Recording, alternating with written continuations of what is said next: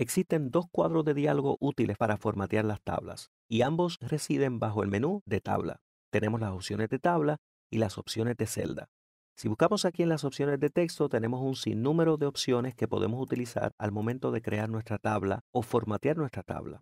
También, como hemos mencionado anteriormente, podemos utilizar el panel de control con las opciones que se nos presenta dependiendo de lo que tengamos seleccionado. Y finalmente tenemos aquí el panel tabla con las mismas opciones que hemos visto a través de los cuadros de diálogo arriba y muchas de las opciones que aparecen aquí en el panel de control. Así que cualquiera de las herramientas que utilicemos es una cuestión de preferencia personal.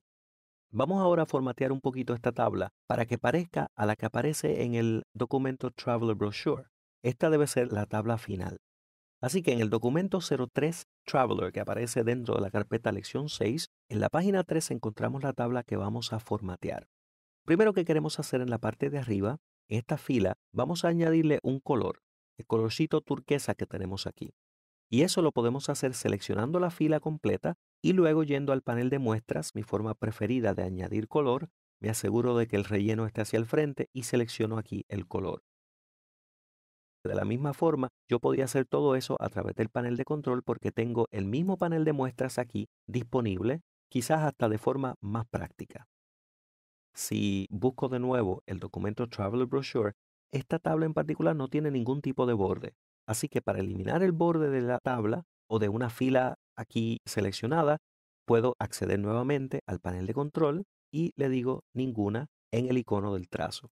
Así que de esta forma, si utilizamos la tecla W en el teclado, podemos previsualizar lo que vamos haciendo.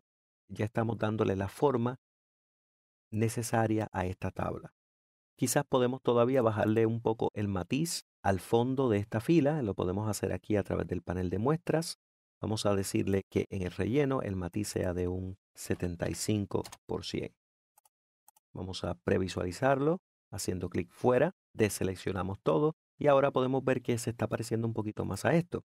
Otra cosa que tenemos en la tabla final es que tenemos como una especie de color cada dos tablas.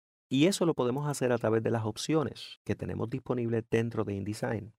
Vamos a hacer ese alternado de color a través del menú tabla, bajo las opciones de tabla porque estamos trabajando con la tabla completa.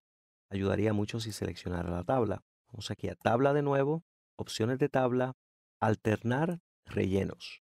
Ahora, en este impresionante cuadro de diálogo tenemos una serie de controles disponibles para lograr ese alternado de relleno. Pero podemos ver que ya ha seleccionado InDesign la parte que necesitamos rellenar para poder hacer precisamente lo que queremos.